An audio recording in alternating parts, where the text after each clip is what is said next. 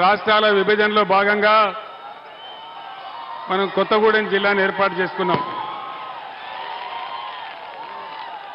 ఈ జిల్లా మారుమూల ప్రాంతాలకు పరిపాలన చేరువ కావాలని, గిరిజన బిడ్డలందరికీ న్యాయం జరగాలని, పరిపాలన అందాలని మనం కొత్తగూడెం జిల్లా ఏర్పాటు చేసుకున్నాం.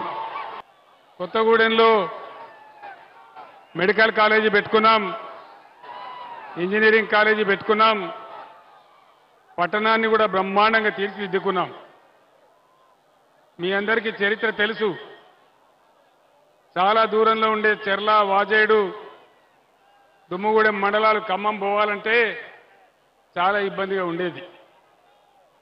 కావాలనే మనం ఇక్కడ జిల్లా ఏర్పాటు చేసుకున్నాం. ఈరోజు ఈ రాష్ట్రాన్ని పరిపాలిస్తున్నటువంటి పార్టీ ముఖ్యమంత్రి రేవంత్ రెడ్డి చాలా క్లియర్గా చెప్తా ఉన్నాడు, కొత్తగూడెం జిల్లా తీసేస్తా అని చెప్తా ఉన్నాడు. కొత్తగూడెం జిల్లా ఉన్నానా తీసేయన్నా? కొత్తగూడెం జిల్లా ఉండానా తీసేయన్నా? వినబడతలేదు, గట్టిగా చెప్పాలి. కొత్తగూడెం జిల్లా ఉండానా? కొత్తగూడెం జిల్లా ఉండాలి. మీ అందరికీ లాభం జరగాలంటే ఖచ్చితంగా ఈ పార్లమెంట్ ఎలక్షన్లో నామా నాగేశ్వరరావు గారి వాళ్ళే అక్కడ కవిత గెలవాలి. ఈ కాంగ్రెస్ ప్రభుత్వానికి చురుకు పెట్టాలి. అరచేతిలో వైకుంఠం చూపించి అడ్డగోలు వాగ్దానాలు చేసి ప్రజలను దారుణంగా మోసం చేసింది కాంగ్రెస్ పార్టీ. కేసీఆర్ గారు కేవలం 10,000 రూపాయలు ఇస్తా ఉన్నారు రైతు బంధు, మేము 15,000 ఇస్తామని చెప్పినారు. ఆ 5,000 అయినా సరే రైతు బంధు వచ్చిందా? రైతు బంధు అందరికీ వచ్చినాదండి? వినబడతలేదు. రైతు బంధు రాలేదా? కళ్యాణ లక్ష్మి ఇస్తే కేసీఆర్ గారు 1,00,000 రూపాయలు ఇస్తా ఉన్నారు. మేము తులం బంగారం ఇస్తామన్నారు. ఎవరికన్నా తులం బంగారం వచ్చిందా? ఈరోజు మహిళలకు ప్రతి ఒక్కరికి కూడా 2,500 రూపాయలు ఇస్తామన్నారు. వచ్చిందా ఎవరికైనా? కేసీఆర్ కేవలం 1,00,000 రూపాయలే రుణమాఫీ చేశాడు. ముఖ్యమంత్రి చెప్పినాడు, మీరందరూ కలిసి వెంటనే పోండి, 2 లక్షల రుణం తెచ్చుకోండి, తెచ్చుకుంటే మీకు తప్పకుండా 2 లక్షల రుణమాఫీ చేస్తున్నారు. 2 లక్షల రుణమాఫీ అయ్యిందా? వినబడతలేదు. 2 లక్షల రుణమాఫీ అయ్యిందా అండి? మరి ఏమైంది కాంగ్రెస్ పాలనలో? మేము అధికారంలోకి రాగానే 6 గ్యారంటీలకు చట్టం చేసి చట్టబద్ధత కల్పించి మీ అందరికీ కూడా న్యాయం చేస్తామని చెప్పి ఆనాడు వాళ్ళు చెప్పినారు. ఏది కూడా చేయలే, ఏ ఒక్క హామీ చేయలే. మరి ఏం చేస్తారు వీళ్ళు? ఆనాడు 24 గంటల కరెంట్ వచ్చింది రైతాంగానికి. ఈరోజు కరెంట్ వస్తుందా? కరెంటు కోతలు అవుతున్నాయా? మరి ఏమైంది కరెంటుకు? కేసీఆర్ ఉన్నప్పుడు ఒక రెప్పపాటు కూడా పోనటువంటి కరెంటు ఇప్పుడు ఎక్కడికి మాయమైపోయింది. ఇదే జిల్లాలో ఒక గిరిజన గూడెం ఉంటుంది, పినపాక నియోజకవర్గంలో. బ్రహ్మాండంగా మిషన్ భగీరథ కార్యక్రమం పెట్టి ఒక చిన్న ఊరు, చాలా చిన్న ఊరు, గిరిజన గ్రామం దొంగతోపు అని చెప్పి ఒక చిన్న గూడెం ఉంటుంది. అక్కడికి కూడా నీళ్లు పంపించినాం. ఇలా మిషన్ భగీరథ నీళ్లు సక్రమంగా వస్తున్నాయా? వస్తున్నాయా? అక్కడ ఇబ్బంది జరుగుతూ ఉంది. అదేవిధంగా గిరిజన బిడ్డలకు 3 ఫేజ్ కరెంట్ ఇవ్వాలని, బ్రహ్మాండంగా అందరికి కూడా వ్యవసాయం జరగాలని, వాళ్ళ పంటలు పండాలని, వాళ్ళందరికీ కూడా కోట్లాది రూపాయలు ఖర్చు పెట్టి 3 ఫేజ్ కరెంట్ ఇప్పించినాం. ఇవాళ అక్కడ కూడా మోటార్లు కాలుతా ఉన్నాయి, పొలాలు ఎండిపోతా ఉన్నాయి, రైతులు బాధపడతా ఉన్నారు. ఈ విధంగా కొత్తగూడెం జిల్లాలో బీఆర్ఎస్ ప్రభుత్వంలో మొత్తం తెలంగాణ రాష్ట్రంలోనే అతి ఎక్కువ పోడు పట్టాలు ఇచ్చింది బీఆర్ఎస్ ప్రభుత్వం. 1,55,000 ఎకరాలకు పోడు పట్టాలు అందించినాం. వెంటనే రైతు బంధు కూడా వేసినాం, రైతు బీమా కల్పించినాం. ఇలా గిరిజన రైతులకు రైతు బంధు వచ్చిందా? పోడు భూములకు రైతు బంధు వచ్చిందా? రావాలనా? యుద్ధం చేద్దామా? పోరాడదామా? మరి మీరంతా సిద్ధంగా ఉండాలి. గిరిజనుల కోసం ప్రత్యేక గురుకులాలు పెట్టినాం, మైనార్టీల కోసం ప్రత్యేక గురుకులాలు పెట్టినాం, బీసీల కోసం ఎస్టీల కోసం 1100 గురుకుల పాఠశాలలు పెట్టి వాళ్ళ బతుకులు బాగుపడాలని ప్రయత్నం చేసినాం. అక్కడ చదువుకున్న పిల్లలు బ్రహ్మాండంగా ఐఐటి, ఐఐఎం, ఎంబీబీఎస్, ఐఏఎస్ పరీక్షలకు కూడా పోతా ఉన్నారు, మంచి ఫలితాలు తెస్తా ఉన్నారు. ఈరోజు తెలంగాణ రాష్ట్రంలో నేను ముఖ్యమంత్రిగా ఉన్నప్పుడు ఓవర్సీస్ స్కాలర్షిప్ దళిత బిడ్డలకు, గిరిజన బిడ్డలకు, ముస్లిం మైనారిటీలకు అందరికీ కూడా 20 లక్షల స్కాలర్షిప్ ఇచ్చినాం. ఈరోజు 20 లక్షల స్కాలర్షిప్ ఇస్తున్నారా? ఓవర్సీస్ స్కాలర్షిప్ ఇస్తున్నారా? ఫీజు రియంబర్స్మెంట్ ఇస్తున్నారా? మరి ఏం చేస్తున్నారు? డబ్బులు ప్రభుత్వం ఏం చేస్తా ఉంది? దయచేసి మీరు ఆలోచన చేయాలి. గిరిజనుల కోసం చరిత్రలోనే ఎప్పుడు లేనటువంటి బంజారా హిల్స్లో బంజారాల కోసం బంజారా భవన్ కానీ, కుమ్రంభీం పేరు మీద ఆదివాసీ భవన్ కానీ కట్టినాం. ఎప్పుడైనా ఏ ప్రభుత్వం అన్నా కట్టిందా? కోట్ల రూపాయలు పెట్టి గిరిజన బిడ్డల కోసం రాజధాని నడిబొడ్డున 75 సంవత్సరాల స్వాతంత్రంలో మొదటిసారిగా బ్రహ్మాండంగా మీకు గిరిజన భవనాలు కట్టించినాం. మీ అందరూ కూడా ఒక ఆలోచన చేయాలి. సింగరేణి బిడ్డలకు కూడా బీఆర్ఎస్ హయాంలో ఎటువంటి లాభాలు చేసినామో, ఏమేమి సాయం జరిగిందో మీ అందరికీ తెలుసు. తెలంగాణ స్పెషల్ ఇంక్రిమెంట్ ఇచ్చినాం, బోనస్ ఇచ్చినాం, చరిత్రలో ఎప్పుడు లేనంత పెంచినాం. ఇప్పుడు ఈ ప్రభుత్వం సింగరేణిని కూడా ముంచే కార్యక్రమంలో ఉంది. ఎందుకంటే మీ అందరికీ తెలుసు, ఈనాడున్న ముఖ్యమంత్రి చోటేబాయ్ నరేంద్ర మోడీ బడేబాయ్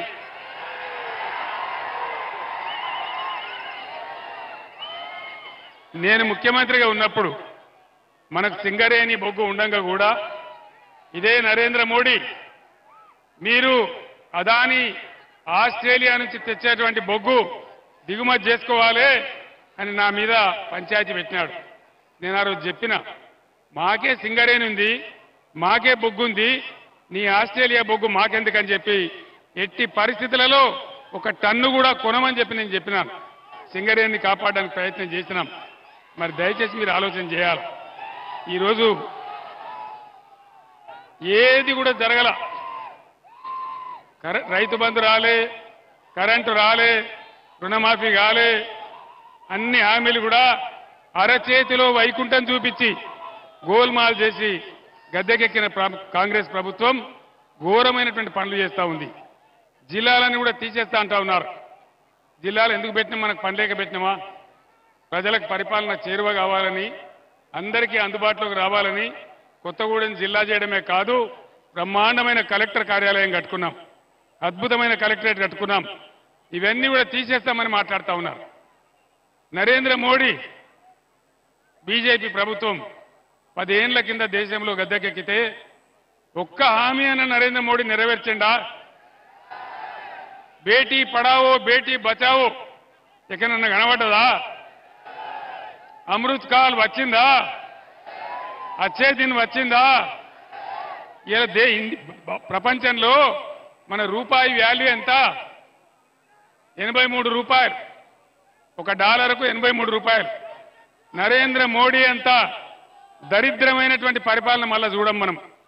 అంత దుర్మార్గమైన పాలన, మతాలకు పంచాయతీ పెట్టి మనకు ఉద్వేగం రేపి ఓట్లు దొబ్బుకున్నాడే తప్ప ఏ ఒక్క మంచి పని కూడా జరగలే.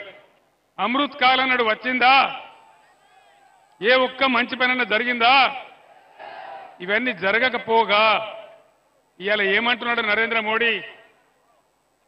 నేను గోదావరి నదిని ఎత్తుకపోయి తమిళనాడుకు, కర్ణాటక ఇస్తా అంటున్నాడు. తెలంగాణకున్న ఒకే ఒక్క ఆధారం గోదావరి నది. ఆ గోదావరి నది కూడా పోతే మన బతికేం కావాలి? భద్రాచలం దగ్గర దుమ్ముగూడెం సమీపంలో ఖమ్మం జిల్లాలోని ఎత్తైన ప్రాంతాలు ఏనుకూరు కావచ్చు, జూలూరుపాడు కావచ్చు, ఇంకా కిందికున్న మండలాలు కావచ్చు, సాగర్లో నీళ్లు తక్కువ పడ్డప్పుడు కృష్ణా ఆయకట్టు కావచ్చు, అన్నిటికి కూడా ఆధారం సీతారామ ప్రాజెక్టు. బ్రహ్మాండమైన సీతారామ ప్రాజెక్టు నిర్మాణం జరుగుతూ ఉంది. మీరు కళ్ళారా చూస్తూ ఉన్నారు. మరి మీద ఇచ్చంపల్లి దగ్గర ఆనకట్ట కట్టి ఉన్న గోదావరి నీళ్లు తమిళనాడు, కర్ణాటకకు తరలించకపోతే మన తెలంగాణ గతి ఏం కావాలి? మీ గోదావరిని మీ ముందరనే నేను ఎత్తుకొని పోతా అని నరేంద్ర మోడీ చెప్తా ఉన్నాడు. మరి ఆ నరేంద్ర మోడీకి, బీజేపీకి మనం ఒక్క ఓటు కూడా వేయాలనా? ఎందుకు వేయాలి ఓటు? దేనికోసం వేయాలి? దయచేసి మీరందరూ ఆలోచన చేయాలి. నేను ముఖ్యంగా విద్యావంతులకు, యువకులకు నేను ఒక్కటే మాట మనవి చేస్తా ఉన్నా. ఇది ఆషామాషి వ్యవహారం కాదు. మన బతుకు తెరువు సమస్య, మన జీవన మరణ సమస్య. మొత్తం తెలంగాణకు గోదావరిని లేకుండా చేస్తా అంటే మరి ఈనాడు ఈ రాష్ట్ర ముఖ్యమంత్రి ఎందుకు మాట్లాడడం లేదు? ఎందుకు కుయ్యమంటలేడు? ఎందుకు కుట్టుకుమంటలేడు? దాని వెనుకున్న మతలవేంది? దయచేసి ఒకసారి ఆలోచన చేయాలి. ఈ విధంగా మన కళ్ళ ముందే మనను మోసం చేస్తా అంటున్నాడు. నేను ముఖ్యమంత్రిగా ఉండే రోజులో నరేంద్ర మోడీ ఒక కండిషన్ పెట్టినాడు. కేసీఆర్, నువ్వు ఖచ్చితంగా రైతుల బాయిలకు మీటర్లు పెట్టాలి అంటాడు. నేను చెప్పిన నా తల తెగి పడ్డా నేను మీటర్లు పెట్టా అని చెప్పిన. మరి అలా ఈ చోటే బాయ్, బడే బాయ్ కాంగ్రెస్ కు, బీజేపీకి ఓటేస్తే ఏమైతుంది? ఏం జరుగుతుంది? ఏ రకమైన పరిస్థితులు వస్తాయి? ఖచ్చితంగా మళ్ళా మోటార్లకు మీటర్ పెడతారు. తస్మాత్ జాగ్రత్త అని మనవి చేస్తా ఉన్నా. తెలంగాణలో మీటర్లు పెట్టొద్దంటే ఖచ్చితంగా తెలంగాణ కోసం పేగులు తెగ కొట్లాడే బీఆర్ఎస్ ఎంపీలే గెలవాలి. నామా నాగేశ్వరరావు గెలవాలి, కవిత గెలవాలి. కాంగ్రెస్ పార్టీ ఏం చేసింది? కాంగ్రెస్ పార్టీ ఫ్రీ బస్ అని పెట్టింది. ఫ్రీ బస్ పెడితే ఏమైంది? ఆటో రిక్షా వాళ్ళు రోడ్డున పడ్డారు. ఇలా ఆటో వాళ్ళ బతుకులు ఏమైనాయి? ఆటోల గతి ఏమైంది? వాళ్ళు ఇలా ఆత్మహత్యలు చేసుకుంటా ఉన్నారు. ఆటో రిక్షా కార్మికుల బతుకులు బాగుపడాలంటే, ఆటో రిక్షా వాళ్ళ బతుకులు బాగుపడాలంటే ఖచ్చితంగా మన బీఆర్ఎస్ ఎంపీలు గెలవాలి. వాళ్ళకి న్యాయం జరగాలి. ఏ వర్గం కూడా పట్టించుకోకుండా ఇలా గురుకులాలు పెట్టినాం. ఆ గురుకులాల గతి ఏమైతా ఉంది? ఆ గురుకులాలలో కలుషిత ఆహారం తిని అమ్మాయిలు బీమారైతా ఉన్నారు. భువనగిరిలో ఒక అమ్మాయి చచ్చిపోయింది. అంటే మీకు ఇంత పట్టింపు లేదా? పేద విద్యార్థులంటే అలుసా? ఈ రకంగా అన్ని అబద్ధాలు చెప్తూ ప్రతి ఒక్క మాట కింది మీద మాట్లాడుతూ మీరు ఇలా గోవిం చేసేటువంటి కార్యక్రమాలు చేస్తూ ఉన్నారు. మీ అందరినీ కూడా నేను కోరేది ఒకటే, ఖచ్చితంగా తెలంగాణ సమస్యలు, తెలంగాణ నదుల నీళ్లు తెలంగాణకే చెందాలంటే, తెలంగాణకు కేంద్రం నుంచి నిధులు రావాలంటే, తెలంగాణ అస్తిత్వం, ఆత్మగౌరవం నిలబడి ఉండాలంటే ఖచ్చితంగా ఈరోజు బీఆర్ఎస్ వాళ్ళు అయితేనే బ్రహ్మాండంగా పోరాటం చేస్తారు. ఇవాళ నరేంద్ర మోడీ మన తెలంగాణకు వచ్చిండు. అందులో ఒక సభలో మాట్లాడిండు. ఏం మాట్లాడతాడు ఆయన? రేవంత్ రెడ్డి ఈ రాష్ట్ర ముఖ్యమంత్రి ఆర్ ట్యాక్స్ వసూలు చేస్తా ఉన్నాడు అని నరేంద్ర మోడీ మాట్లాడుతూ ఉన్నాడు. అది నిజమే అయితే, మీరిద్దరు మిలాఖత్ కాకపోతే మరి వెంటనే ముఖ్యమంత్రి మీద ఎంక్వైరీకి ఆదేశం చేయి, వెంటనే ఈడీని దించు, ఐటీని దించు, ఎక్కడెక్కడ దొంగతనం జరుగుతుందో పట్టుకో. అది చేత కాదు నరేంద్ర మోడీకి. మీదికి నాటకాలు ఆడతారు కానీ ఖచ్చితంగా ఇవాళ వాళ్ళిద్దరు ఒకటే. ఎవరికి ఓటేసినా అది గోదావరిలో వారేసినట్టు తప్ప మన రాష్ట్రానికి వచ్చే లాభం ఏమీ లేదు. నేను ఒక్కటే మాట మీకు చెప్తా ఉన్నా. మీ బిడ్డగా ఆనాడు నేను తెలంగాణ రాష్ట్రం తెస్తా అని చెప్పిన. ఇదే కొత్తగూడానికి చాలాసార్లు వచ్చిన, వందలాది సభలు పెట్టినాం. ఆనాడు నా వెంట ఎవరు లేకపోయినా నా ప్రాణాలు పనంగా పెట్టి తెలంగాణ రాష్ట్రం తెచ్చిన